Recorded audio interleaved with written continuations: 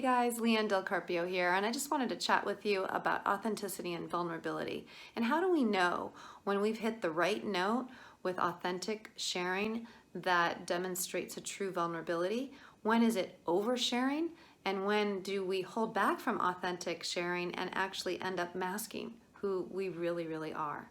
Finding that sweet spot is not easy, and sometimes we have to overcome a narrative that has been in place for a very long time. You know, earlier this week I faced into this challenge myself, and I have been known to kind of bring authentic sharing into a lot of spaces, but I faced a narrative that I had to kind of overcome myself. My daughter experienced a loss and was deeply in pain around it on Monday morning, and watching her in such pain and being unable to control the source of the challenge for her, and dealing with a high degree of unpredictability and some external circumstances that were likely going to continue to hurt her, was really painful for me as a mom. For those of you who are moms, you know that probably one of the worst things is to see your own child in pain and not be able to do anything about it.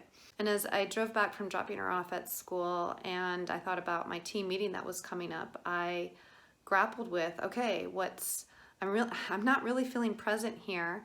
And I had to grapple with what's the right amount of authentic sharing to open up my heart and be truthful about how I'm feeling without going into a whole overshare and pity party. That's not the intent. Or on the contrary, masking it and just pretending like, yeah, I'm cool, I'm fine, when in actuality it's really clear that I'm not. And the narrative, though, that I had to overcome was, what's the role of a leader? Right? Here we were facing into developing a brand new strategy because, frankly, the strategy that we had tried on something was failing, wasn't working. And so we were faced with a lot of uncertainty. We didn't know if this new approach to the new strategy was going to work. There was a lot of kind of questions around some rapidly changing components in the external environment. Still are, honestly.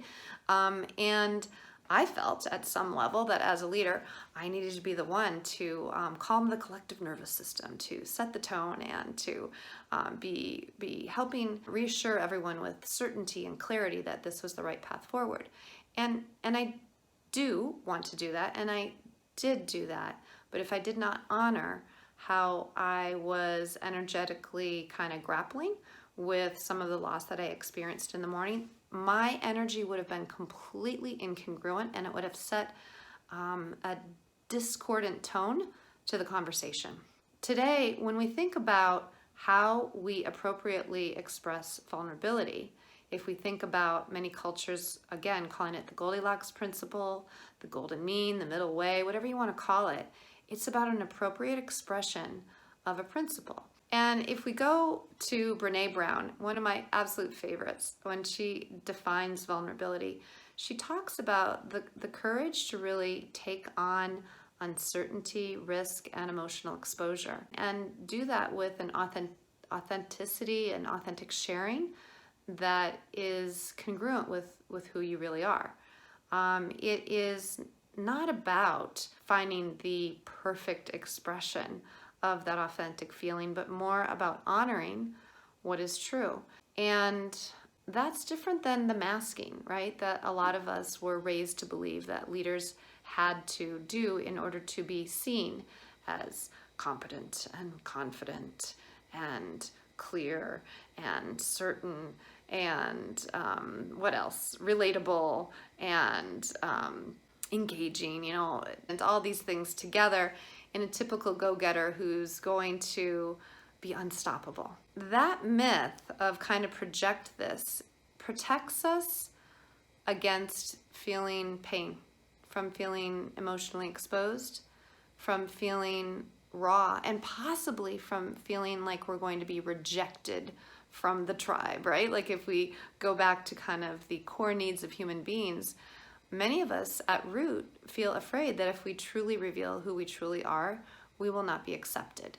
And so we mask. I think Brené Brown calls it armoring up. We put on kind of this armor to toughen ourselves up. But in actuality, what we really negotiate away is our soul.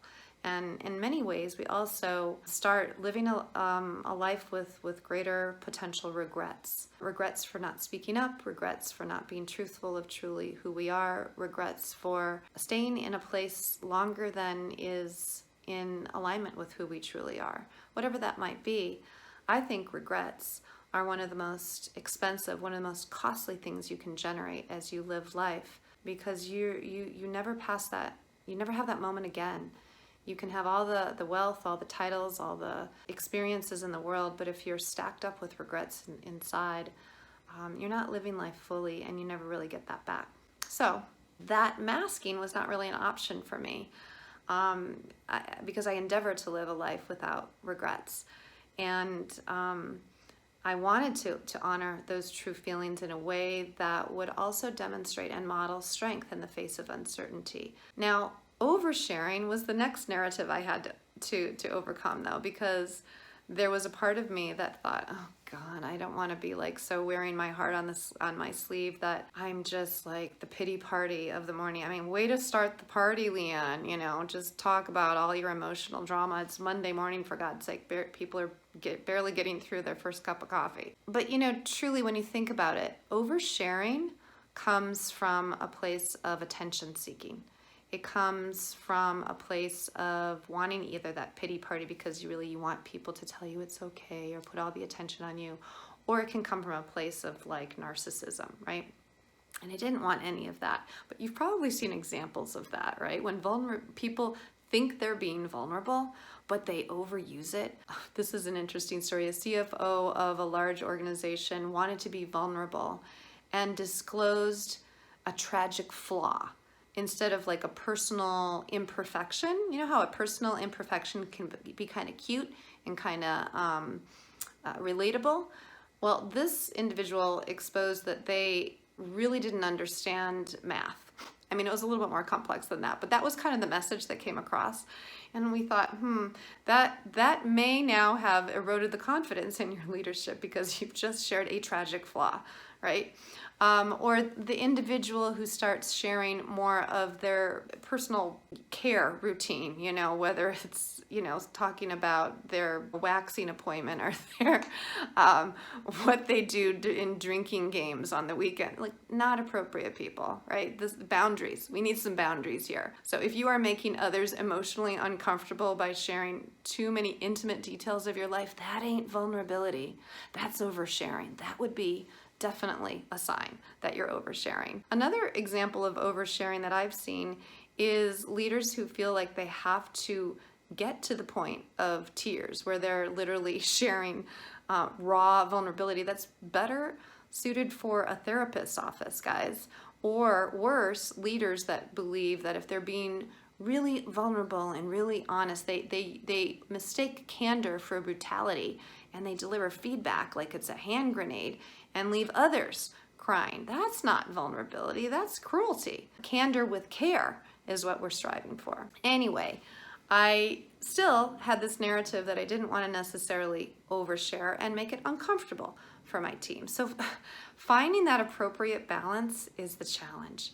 And yet never has there ever been a time, in my humble opinion, when we've needed more authenticity about the sheer amount of uncertainty and unpredictability that we're facing into, and how that can be scary sometimes, or unnerving, or rattling, or hey, we just don't have the answer because we're trying to do something that's never been done before. It's okay to say that, people. And so I decided when it became my turn to kind of share in the mood check how I was feeling, I did share that I felt the sense of loss, and there's nothing more horrible than watching your daughter be in pain and you can't do anything about it, and how that made me feel, it was just heavy on my heart and made me feel like I couldn't control the change around me.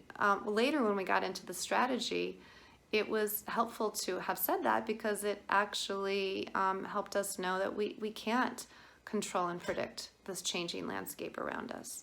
So if you're a leader who's struggling with finding the right balance with vulnerability, not masking up but not oversharing, maybe here's a couple of tips. Number one, start small.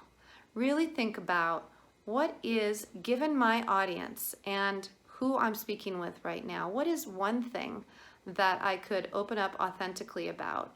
And begin small with, a phrase like, hey, I could really use your help here. I'm feeling XYZ. Or thanks for being patient with me while I kind of settle in today. I had a little unsettling call earlier and I'm unsure how I'm going to handle that. Or even, I got some news about what a competitor just did, and I'm not sure yet how we're going to respond. I'd really like us to all think through this together. Whereas in the past, that narrative would have been that lack of clarity and certainty immediately was a sign of weakness. Today, it can be inspiring and pull people in to collaborate and to consider options with you.